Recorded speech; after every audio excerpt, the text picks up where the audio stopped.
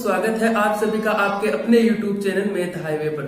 दोस्तों, हमारा जो चैप्टर चल रहा है सिंप्लीफिकेशन, सरलीकरण का आज का जो चैप्टर रहेगा, इसमें मैंने आपके लिए पहले एक वीडियो की क्लास डाल दी है। आज की क्लास से सिंप्लीफिकेशन के लिए लास्ट क्लास होगी। सारे जो कॉन्सेप्ट बचे हुए हैं वो आज क्लियर कर दिए जाएंगे। इससे पहले मैं आपको एक चीज बता देना चाहता हूँ। कुछ लोग पूछते हैं कि ये जो क्लासें चल रही है वो किस चीज के लिए, ये चीजें हैं, ये जो क्लासें चल रही है वो एनटीपीसी के लिए है, ग्रुप डी के लिए है, एसएससी के लिए है, रीट लेवल 2 के लिए। देखिए, इसके लिए मैं आपको एक ही चीज बताना चाहूंगा कि थंबनेल पर लिख देने से, केवल मैं लिख दूं कि थंबनेल के लिए कि इंपोर्टेंट फॉर एनटीपीसी के, तो उस चीज पर लिख देने से ये क्लासें उस चीज की नहीं हो जाती। कहने का मेरा मतलब ये है कि गवर्नमेंट की कोई भी कंपटीशन की आप एग्जाम दे लो, मैथ का जो सिलेबस है वो सेम रहता है। बस चेंज क्या होता है कि कुछ टॉपिक कम कर देते हैं और कुछ टॉपिक ऐड कर देते हैं, बाकी कुछ चेंज नहीं होता। अगर कोई भी एग्जाम में a+b का स्क्वायर का जो फॉर्मूला रहेगा वो हर एग्जाम में समान रहेगा। ऐसा नहीं है कि एनटीपीसी के एग्जाम में चेंज कर दिया उसको और एसएससी के एग्जाम में चेंज कर दिया। तो कहने का मतलब ये है कि जो ये जो क्लासें चल रही है आपकी, ये ऑलराउंडर सभी एग्जाम्स की तैयारी के लिए, आप कंपटीशन की एग्जाम की तैयारी के लिए ये मैथ की जो क्लासें चल रही है वो ऑलराउंडर है। आपको यहाँ पर हर प्रकार के सारे कॉन्सेप्ट सिखाए जा रहे हैं जो हर एग्जाम में आपके लिए यूजफुल रहने वाली है। तो आज की बात करते हैं हम सिंप्लीफिकेशन के जो बचे हुए रूल है उन पर आते हैं सीधा। देखिए, अब जो सिंप्लीफिकेशन के कुछ रूल्स हैं उसके लिए मैं आपके लिए 2 या 4 फॉर्मूले लिखाने जाने वाला हूं, क्योंकि उससे हमारा क्या होगा कि क्वेश्चंस कुछ इस प्रकार से पूछे जाते हैं कि जिनको सोल्व करने में आपको 10 या 15 मिनट लग सकती है, लेकिन अगर मेरे पास जो फॉर्मूला होगा ना उसकी मदद से मैं उस क्वेश्चन को 5 सेकंड के अंदर और 5 सेकंड भी ना लगे ऐसा फॉर्मूला आपको बताऊंगा। देखिए, मेरे हिसाब से जो मैथमेटिक्स जिनके पास है उन्होंने तो ये फॉर्मूले पढ़ रखे होंगे जो अभी मैं आपको बताऊंगा, और जिनके पास नहीं है उनको भी अच्छी तरीके से समझ में आएगा। देखिए, सबसे पहला फॉर्मूला मैं आपको यहाँ पर बताऊंगा किस प्रकार से। ये देखो, कुछ क्वेश्चन इस प्रकार से आते हैं, a का क्यूब प्लस b का क्यूब। देखिए, हर प्रकार की परीक्षा में ये सिंप्लीफिकेशन का एक इम्पोर्टेंट पार्ट में यहाँ पर जो बता रहा हूँ वो एक और है, इसको देख लीजिए। अब a का क्यूब प्लस b का क्यूब, a भी यहाँ पर कोई संख्या हो सकती है और b भी कोई संख्या हो सकती है, तो इस फॉर्मूले को किस प्रकार से लिख सकते हैं वो चीज देखिए। इसको लिखने का तरीका है a+b, आप कोष्टक बंद करो और दूसरा कोष्टक चालू करके a का स्क्वायर प्लस b का स्क्वायर और माइनस ab। इस प्रकार से हम a के क्यूब प्लस b के क्यूब को लिख सकते हैं। याद करने के लिए याद रखिए आप कि a का क्यूब और b का क्यूब, इन दोनों के बीच में क्या है, प्लस का निशान है, तो एक बार इन दोनों को आप प्लस करके लिख दो। साथ ही कोष्टक में आगे क्या लिखना है, a का स्क्वायर प्लस b का स्क्वायर। यदि यहाँ पर प्लस है तो यहाँ पर आप माइनस कर दो। ऐसा ही फॉर्मूला अब हम यहाँ पर माइनस में सीखते हैं। दूसरा फॉर्मूला क्या है, a का क्यूब माइनस b का क्यूब बराबर, अब देखो दोनों के बीच में माइनस है तो यहाँ पर लिख दो a माइनस b, और ऐसा का ऐसा a का स्क्वायर, ये तो प्लस रहेगा स्क्वायर। अब यहाँ पर प्लस है तो यहाँ पर आप क्या कर दो, यहाँ पर माइनस है तो यहाँ पर क्या कर दो, प्लस। तो इस प्रकार से इन दोनों फॉर्मूलों को आपको याद रखना है। देखो, यूज क्या है, इन फॉर्मूला का यूज बहुत ही इंपॉर्टेंट है, वो एग्जाम्पल के द्वारा मैं समझाऊंगा और आपको एसएससी में आए हुए प्रश्न भी आपके सामने यहाँ पर लेकर आऊंगा।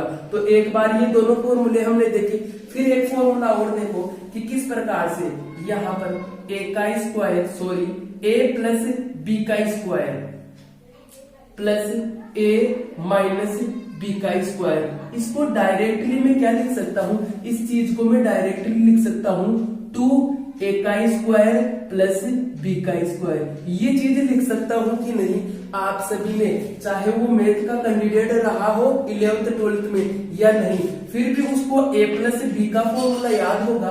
क्या होता है, a का स्क्वायर प्लस b का स्क्वायर प्लस 2ab, ये होता है कि नहीं, फिर बीच में प्लस का निशान लगा हुआ है।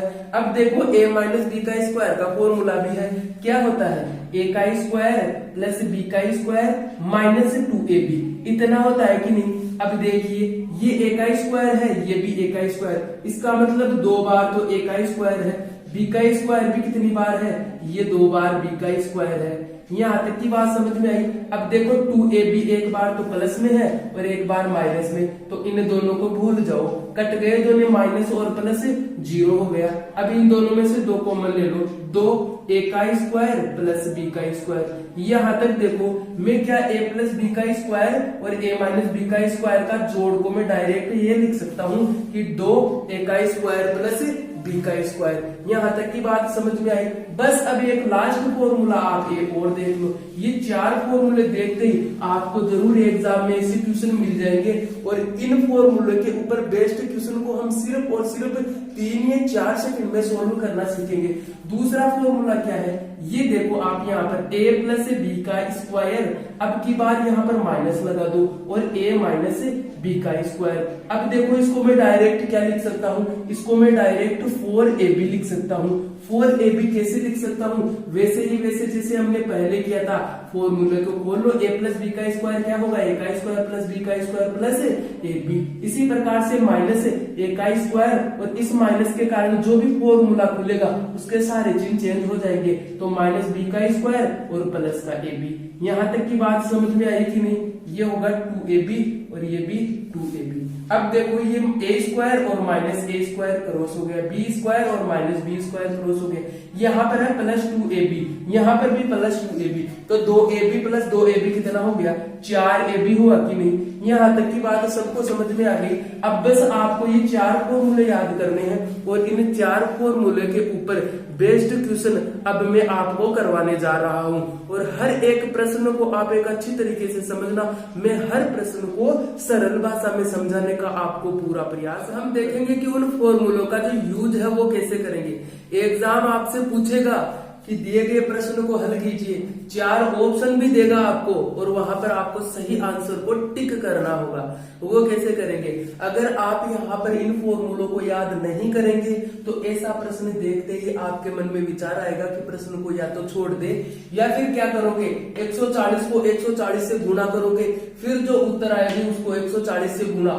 इस प्रकार से ये सारा काम करने में आपको लगेंगे कितने, 15 मिनट लग जाएंगे और फिर भी पता नहीं रहेगा कि आंसर भी सही आए है या नहीं। तो सबसे पहले अब देखो हम फॉर्मूलों का यूज कैसे करेंगे और किस प्रकार से यहाँ पर 5 सेकंड में भी उत्तर ला सकते हैं। देखिए आप सबसे पहले समझने की कोशिश करिए कि ये देखो कि 140 140 140 तीनों संख्याएं सेम है, क्या मैं 140 को a मान लू, यहाँ पर 140 को a मान लू, इसका मतलब a कितनी बार हो जाएगा, 1 2 और 3 बार, तो एक क्या, a को 3 बार मल्टीप्लाई करने का मतलब क्या, मैं डायरेक्ट इसको a का क्यूब लिख सकता हूँ। ये बात मैं आपको पहले समझा चुका हूँ। तो यहाँ पर क्या हो गया, इस 140 को अगर a मान लेता हूँ तो a का क्यूब और 135 को मैं अगर b मान लेता हूँ, क्योंकि सारी संख्याएं सेम है तो इनको मैं b मान लेता हूँ, तो प्लस ये हो गया क्या, b का क्यूब अपॉन नीचे क्या मैंने 140 को क्या माना था a,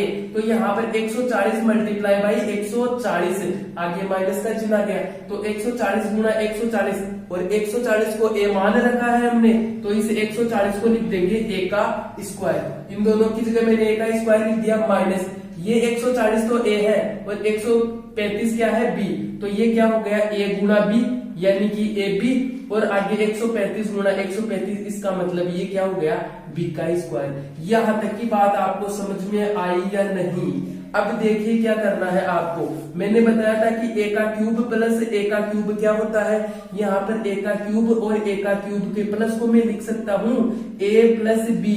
जब आपको फॉर्मूला याद होगा तब आप लिख सकते थे कि a प्लस b कोष्टक a का स्क्वायर प्लस b का स्क्वायर और माइनस का ab, यहाँ तक लिख सकते हो। अपॉन नीचे क्या चल रहा है, a का स्क्वायर माइनस ab और प्लस b का स्क्वायर। क्या ऊपर और नीचे आपको कोई संख्या सेम दिखाई दे रही है या नहीं। यहाँ पर a का स्क्वायर प्लस में है और b का स्क्वायर भी प्लस में और ab माइनस में। इसी प्रकार नीचे देखो a का स्क्वायर प्लस में, b का स्क्वायर भी प्लस में और ab माइनस में। इसका मतलब ऊपर और नीचे अगर सेम संख्या दिख जाती है तो उनको हम काट देते हैं। ये कट गया इससे, क्योंकि इसमें ऊपर वाले में एक बार इसका भाग चला गया। अब मेरे पास बचा क्या, मेरे पास तो a प्लस b बचा। अब मुझे बताइए हमने a को क्या माना था 140, b को क्या माना था 135, 135। बस आपको अब इतना ही काम करना है, 140 में 135 को ऐड करना है। यहाँ पर जब मैंने ऐड किया तो कितना आया, 275। अब देखिए आप, इस इतने कठिन और कॉन्जुगेट प्रश्न को हमने कैसे सरल किया, किसके माध्यम से, उस फॉर्मूले के माध्यम से। अब समझ में आया ना कि कहाँ पर हम इस फॉर्मूले का यूज कर सकते हैं। इसी प्रश्न को संख्याओं को सेम रखते हुए मैं यहाँ पर क्या करूंगा, अब केवल चिन्ह परिवर्तित कर देता हूँ।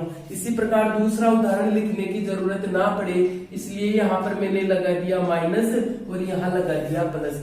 अब उसी प्रकार से हम इस 140 को a मान लेते हैं, तो यहाँ हो गया a का क्यूब, बीच में आ गया माइनस, और 135 को b मान ले तो ये हो गया b का क्यूब, अपॉन नीचे 140 को a माना तो a गुना a क्या हो गया, a का square, plus a Guna b, इसको मैंने लिखा ए बी। इसी प्रकार 135 हो गया बी का स्क्वायर। यहाँ तक की बात समझ में आई। आगे क्या करना है, जब आपको ए का क्यूब माइनस बी का क्यूब का फॉर्मूला याद होगा, यही बात बताइए जो मैंने स्टार्टिंग में आपको 4 फॉर्मूले दिखाए हैं, उनको आप अच्छी तरह से याद करो, और याद करने का तरीका भी मैंने आपको बताया है। तो यहाँ पर क्या करेंगे, ए का क्यूब माइनस बी का क्यूब, वापस देखिए कैसे याद करना है। अगर दोनों के बीच में माइनस है तो दोनों को एक बार माइनस से लिख दो, ए माइनस बी, दूसरे कोष्टक में लिख दो ए का स्क्वायर प्लस बी का स्क्वायर। अब जो ए बी होगा उसको यहाँ पर तो हम प्लस में लिखेंगे, क्योंकि यहाँ पर माइनस का चिन्ह है, तो एक बार तो हमने माइनस यूज ले लिया और इस ए बी में हमें प्लस यूज लेंगे। अगर प्लस का होता तो हम क्या करते, यहाँ पर प्लस यूज लेते और यहाँ माइनस। तो इस प्रकार आप याद रख सकते हैं। नीचे क्या चल रहा है, ए का स्क्वायर प्लस बी का स्क्वायर प्लस ए बी, ये चीज हमारे पास नीचे चल रही है।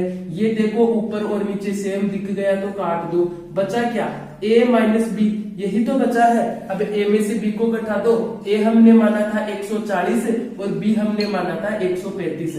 जब 140 में से 135 घटाएंगे तो कितने आएंगे, मेरे पास 5 आएंगे। तो दो फॉर्मूलों का यूज किस प्रकार से होता है।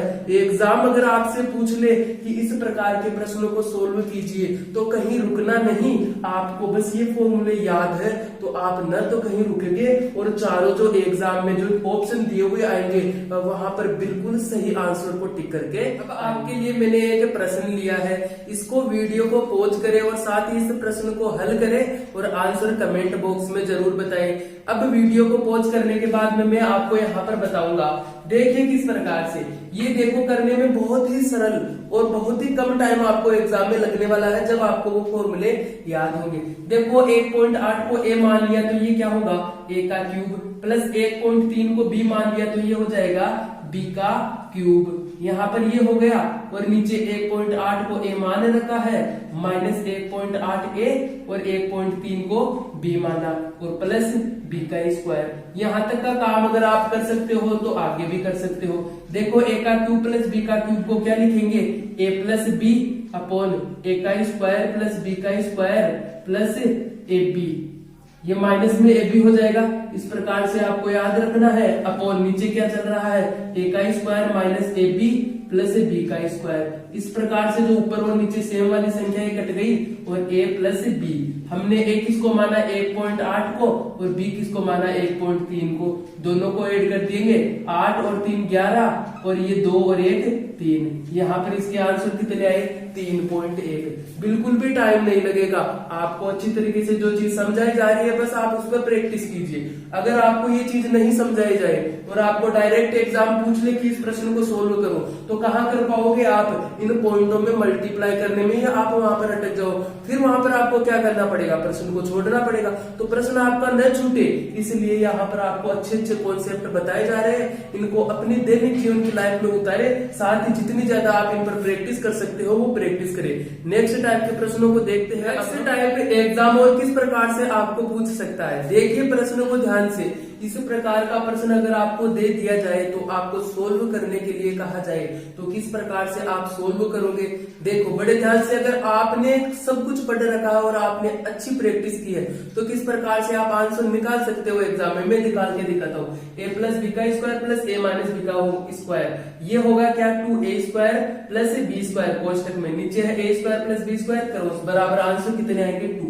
अगर आपने प्रैक्टिस कर रखी है तो कम से कम आपको सिर्फ 5 सेकंड का समय लगेगा, इससे ज्यादा का समय नहीं लगेगा। कैसे करोगे आप, मैंने क्या सिखाया था आपको। देखो सेम संख्या मेरे पास क्या आ रही है 967, इसमें भी 967, इसमें ये कितना है, ये 289, ये है 289। इसका मतलब ये मैं a मान सकता हूं इसको और इसको मैं b मान सकता हूं। a प्लस बी का स्क्वायर प्लस यहाँ पर क्या होगा, ये होगा a माइनस बी का स्क्वायर। इतना आप कर सकते हो। नीचे इसको हमने a माना है, ये a का स्क्वायर, और इसको हमने b माना है, ये b का स्क्वायर। इतना काम आप कर सकते हो। तीसरा ही फॉर्मूला मैंने अभी आपको स्टार्टिंग में लिखाया है, वो ये है a प्लस बी का स्क्वायर और प्लस a माइनस बी का स्क्वायर। याद है आपको तो बताइए इसको कमेंट बॉक्स में क्या होगा। देखिए इसको हम लिख सकते हैं 2a का स्क्वायर प्लस b का स्क्वायर अपॉन, यहाँ पर नीचे क्या चल रहा है a का स्क्वायर प्लस b का स्क्वायर। अब ऊपर भी a का स्क्वायर प्लस b का स्क्वायर है और नीचे भी a का स्क्वायर प्लस b का स्क्वायर है। दोनों को क्रॉस कर देंगे, ये बच गया कितना 2। बस आपको काम कुछ नहीं करना है, जो फॉर्मूले मैंने बताए हैं बार बार एक ही चीज में बोल रहा हूँ कि वो चारों फॉर्मूले आपको समझ में आते हुए याद होने चाहिए। उनको समझ कर रटना नहीं है आपको, उनको भी जब मैंने याद करने का तरीका बताया है उस हिसाब से आपको याद करना है। देखिए अब अगर मैं इस प्रश्न को ही मॉडिफाई कर देता हूँ, दूसरा प्रश्न लिखने की जरूरत ना पड़े। यहाँ पर देखिए डायरेक्ट अगर अब मैं यहाँ पर लगा देता हूँ माइनस का साइन, और माइनस का साइन लगा के मैं नीचे लिख देता हूँ 967 मल्टीप्लाई बाई 289। यहां तक का काम कर दिया। फिर मुझे पता है इसको a मानना है तो a प्लस बी का स्क्वायर और माइनस a माइनस बी का स्क्वायर अपॉन, ये क्या हो गया a और ये क्या हो गया b। यहां तक का काम आपको समझ में आया। ये देखो मैंने आपको चौथा फॉर्मूला लिखाया था a प्लस बी का स्क्वायर, इसको लिखेंगे a का स्क्वायर प्लस b का स्क्वायर प्लस 2ab। यहाँ माइनस आ गया, इस माइनस के कारण अंदर सारे चिन्ह चेंज हो जाएंगे, a का स्क्वायर माइनस बी का स्क्वायर प्लस 2ab। इसका मतलब a का स्क्वायर और b का स्क्वायर कैंसिल हो गए और ये ab और ab जुड़ के कितने हो जाएंगे, इसमें भी 2ab इसमें भी 2ab, तो 4ab हो गए। नीचे क्या चल रहा है ab, नीचे और ऊपर से ab को क्रॉस कर दिया, आंसर कितना आया 4। तो इस प्रकार के जो प्रश्न है एग्जाम आपको जरूर पूछेगा, इसलिए बार बार मैं बोल रहा हूँ कि जो फॉर्मूले 4 बताए हैं मैंने, इन पर बेस्ड प्रश्न आपका 100% बनने वाला है, तो इनको जरूर याद करें। साथ ही आपकी जो प्रैक्टिस में जो आप प्रैक्टिस बुक्स है आपके पास में, उनमें जितने भी इस प्रकार के प्रश्न है उन पर हर प्रकार के प्रश्नों पर आप प्रैक्टिस जरूर करें। इस पूरे चैप्टर का एक लास्ट टाइप अब और बचा है, वो हम देख लेते हैं। कभी कभार इस प्रकार के प्रश्न पूछे जा सकते हैं, दिखने में ये बहुत ही कैलकुलेटिव होते हैं लेकिन थोड़ा सा दिमाग लगाने से बहुत इजी हो जाएंगे। देखिए कैसे हम इस प्रकार के प्रश्नों को करेंगे। सबसे पहले यहाँ पर क्या दे रखा है 1 माइनस 1/2।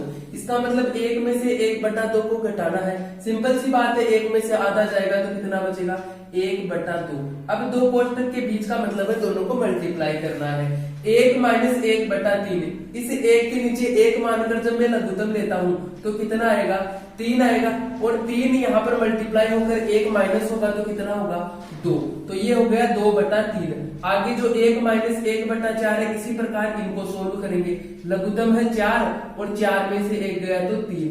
इसी प्रकार आगे है लघुत्तम 5 में से 1 गया तो 4, इसका मतलब 4/5। ऐसा ही चलता हुआ कुछ आगे और दिया गया है हमें। कैसे दिया गया है, ये यहाँ पर लघुत्तम आएगा 19 और 19 में से 1 गया तो 18/19 मल्टीप्लाई बाई ये लघुत्तम 20 और 20 में से 1 गया तो 19/20। देखो लघुत्तम लेने वाली ये चीज तो मेरे अकॉर्डिंग सभी को आती है।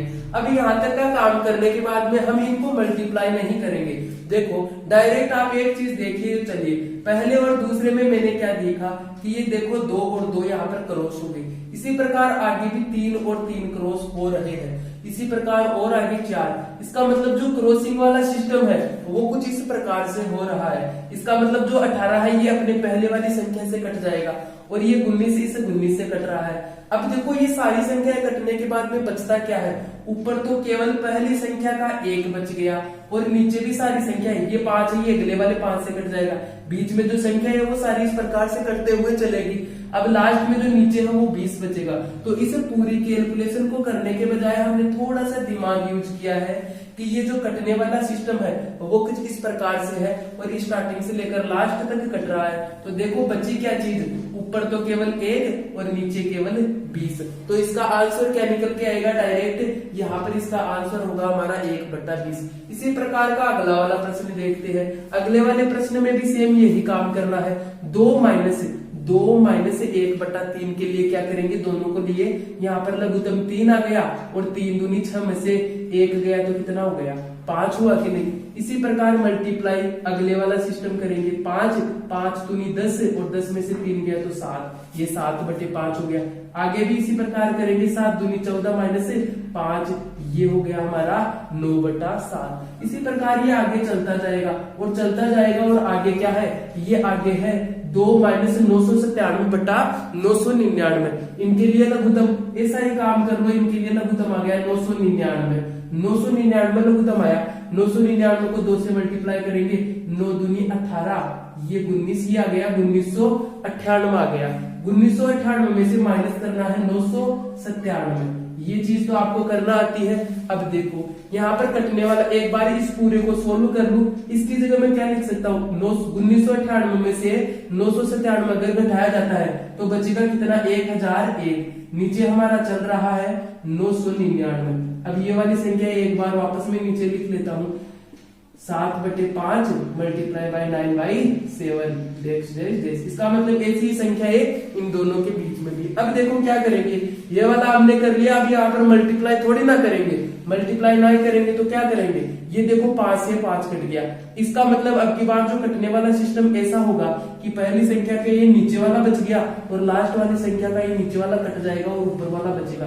बस थोड़ा सा आपको दिमाग का यूज करना है कि जो कटने वाला सिस्टम इस प्रकार से है, इसका मतलब अगली वाली संख्या का नीचे वाला कटेगा, ये ऊपर वाला बच गया। ऊपर क्या बचा है हमारे पास, 1001 और नीचे क्या बच गया, 3। तो इस प्रकार से आपको इस प्रकार की जो कैलकुलेटिव प्रश्न दिए हुए आएंगे, वाकई में जब देखते हैं इन प्रश्नों को तो लगता है हमसे नहीं हो पाएगा, लेकिन ये वाले प्रश्न बहुत इजी होते हैं। थोड़ी सी प्रैक्टिस और दिमाग लगाने की जरूरत है बस। इसी टाइप में प्रश्न आपको कुछ इस प्रकार से भी पूछ सकते हैं, तो वो कैसे करेंगे। देखो स्टार्टिंग में मेरे पास लिखा हुआ, हमें कुछ न कुछ करके, देखो इस प्रकार की कैलकुलेशन हम बहुत इजी तरीके से नहीं कर सकते। जिस प्रकार से हमें एग्जाम में करना होता है तो वैसे हम नहीं कर सकते। उसको करने के लिए हमारे पास ट्रिक की जरूरत होती है, तो कुछ न कुछ हमें यहाँ पर ट्रिक लगाना पड़ता है। तो वो चीज कैसे लगाते हैं अब उनके बारे में देखते हैं। देखिए जो 1/2 है, इसे 1/2 को हमें कुछ इस प्रकार से लिखना है कि दी हुई संख्याओं के साथ में उसको काट सके। उसको इस जो इक्वेशन दी हुई है, इस इक्वेशन को कैसे न जैसे करके हमें सरल करना है, सिंप्लीफाई करना है। प्रश्न को हमें सरल करना होता है, एग्जाम में फंसाना नहीं। इसलिए जो ट्रिक बता रहा हूं उसको ध्यान दीजिए। ये 1/2 है, इस 1/2 को मैं 1 माइनस 1/2 भी लिख सकता हूं कि नहीं। यहां तक ये बात समझ में आई कि नहीं। अब आगे जो 1/6 दिया हुआ है, इसे 1/6 को आप कुछ नीचे वाली संख्या 6 को इस प्रकार 2 टुकड़ों में तोड़ सकते हैं कि 6 को हमें 2 गुणा 3 लिख सकते हैं। तो इसको मैं 1/2 माइनस 1/3 ये चीजें लिख सकता हूँ कि नहीं। मैंने क्यों लिखा है, क्योंकि यहाँ पर देखो माइनस 1/2 आ गया। अब आगे मुझे इस माइनस को हटाना है, क्योंकि प्रश्न को सोल्व करना है। तो माइनस को काटने के लिए इस 1/6 को इस प्रकार से टुकड़ों में तोड़ा गया है। ये टुकड़े कैसे तोड़े जाते हैं, इसके जस्ट बाद एक लास्ट क्वेश्चन में आपको और बताऊंगा, वहां पर सारा कॉन्सेप्ट आपको समझ में आएगा। तो देखो 1/6 को हमने इस प्रकार से तोड़ दिया। इसी प्रकार 1/12 को 1/3 प्लस यहाँ पर माइनस 1/4 के रूप में तोड़ेंगे। फिर 1/20 को +1/4 और -1/5 के रूप में। देखो जब मैं इसको सोल्व करूंगा तो मेरे पास 1/20 ही निकल के आएंगे, करके देख लेना चाहिए। अब 1/30 को 1/5 और -1/6। इसी प्रकार से 156 को कैसे लिखेंगे, 1/12 -1/13। अब आप बोलोगे कि सर आपने तो हमें ऐसे बता दिया, लेकिन क्या हमें सपने में आएगा कि हम इस प्रकार से इन प्रश्नों को तोड़ें? देखिए सबसे पहला ये स्टार्टिंग वाला तो आप लिख सकते हो ना कि 1/2 को हम 1 -1/2 के रूप में लिख सकते हैं। जस्ट नीचे देखो 2। अब आगे कुछ इस प्रकार की संख्या है जिसको 2 के गुणा के रूप में लिख सकते हैं। तो 6 को मैंने लिखा 2 गुणा 3, तो यहाँ पर 1/2 -1/3। ये 6 तक का काम हो गया। फिर यहाँ पर मेरे पास क्या है लास्ट में नीचे 3। अब इस 3 के साथ में इस 12 को तोड़ो। 12 को मैं 3 गुणा 4 लिख सकता हूँ, तो 1/3 -1/4। लास्ट में क्या आया नीचे 4। अब इस 20 को 4 के साथ में तोड़ो तो 4 गुणा 5 लिख सकता हूँ, तो 1/4 -1/5। तो इस प्रकार इस ट्रिक का यूज करते हुए आप सारी संख्याएं लिख सकते हो। फिर क्या करेंगे, ये देखो -1/2 है और +1/2, ये क्रॉस हो गया। इस प्रकार से ये सारी संख्याएं देखो एक दूसरे से क्रॉस हो रही है। हमने स्टार्टिंग में 2 संख्याओं से अंदाजा लगा लिया कि 2 संख्याओं में से पहली और दूसरी में से तो दूसरी कट जाएगी, ये चीज का अंदाजा लगा लिया। तो यहाँ तक आते आते मुझे पता चला ये संख्या भी कट चुकी है। अब लास्ट में बची क्या, बची तो मेरे पास कौन सी संख्या, -1/13 और आगे बच गया 1। तो देखो 1 -1/13, इसको सोल्व कर लो, बस आंसर आ जाएंगे आपके। लघुत्तम आ गया 13 और लघुत्तम में ये आ गया ऊपर 12। यहाँ तक की चीज आपको समझ में आई कि नहीं? एक लास्ट प्रश्न यहाँ पर आपको और अब आज की क्लास का एक लास्ट प्रश्न और देख लेते हैं। वीडियो को देखते देखते आप लास्ट तक पहुंच गए हैं। अगर वीडियो और सारी ट्रिकें पसंद आ रही है तो वीडियो को लाइक और कमेंट जरूर करें। देखिए ये लास्ट प्रश्न हमारा है। लास्ट प्रश्न को करने के लिए देखिए इस प्रकार की इक्वेशन आपको दी हुई एग्जाम में जरूर मिलेगी। ये जो इम्पोर्टेंट क्वेश्चन है, ये सारे क्वेश्चन है, ये जो एसएससी जैसी एनटीपीसी और सभी परीक्षाओं में आए गए प्रश्नों को मैं यहाँ पर आपके सामने उठाकर ला रहा हूँ। तो इस प्रकार के प्रश्न वाकई में आपको जरूर एग्जाम में देखने को मिलेंगे। तो प्रश्न कुछ इस प्रकार से होता है। तो हम क्या करेंगे, सबसे पहला हमारा काम होगा, एक बार हम देख लेते हैं कि नीचे वाली सारी संख्याओं में जो डिफरेंस आ रहा है, ये देखो सारा डिफरेंस सभी में सेम है। अगर सभी में डिफरेंस सेम आ रहा है तो आप एक काम कर सकते हो, इस पूरी इक्वेशन को 3 से तो गुणा कर सकते हो और 3 से भाग। जो डिफरेंस, सरल करने का तरीका बता रहा हूं कि जो डिफरेंस आता है, चाहे 3 आए चाहे 4, कितना भी डिफरेंस आए, उस डिफरेंस से इस सारी इक्वेशन को आपको गुणा करना है और क्या करना है, भाग। तो सारी इक्वेशन को मैं क्या करता हूं, इस पूरी इक्वेशन को इसके डिफरेंस से भाग करने के लिए 1/3, इसका 3 का तो भाग दे दिया और इन सभी को ऊपर से मैंने क्या कर दिया, यहाँ पर अगर 3 से मल्टीप्लाई करता हूं तो अंदर सभी संख्याओं को 3 से मल्टीप्लाई करना पड़ेगा ना। यहाँ पर मैंने इन सभी को 3 से मल्टीप्लाई कर दिया। ये काम मैंने क्या किया, सबसे पहले मैंने देखा कि इक्वेशन में जो नीचे सारी संख्याएं दी हुई है, इन सभी संख्याओं का जो डिफरेंस है वो कितना है, 3 है, समान है। तो क्या करूंगा, इन समान डिफरेंस से इनको डिवाइड करूंगा, साथ ही समान डिफरेंस से मल्टीप्लाई। ये काम मैंने क्यों किया अभी आपको समझ में आएगा। देखो 1/3 ये तो मैंने डिवाइड कर रखा है। अब देखो इस इक्वेशन को किस प्रकार से तोड़ सकते हैं, नीचे 1 और 4 है, दोनों को माइनस कर दो, माइनस कर दो नहीं, माइनस लगाकर लिख दो, 1 - 1/4।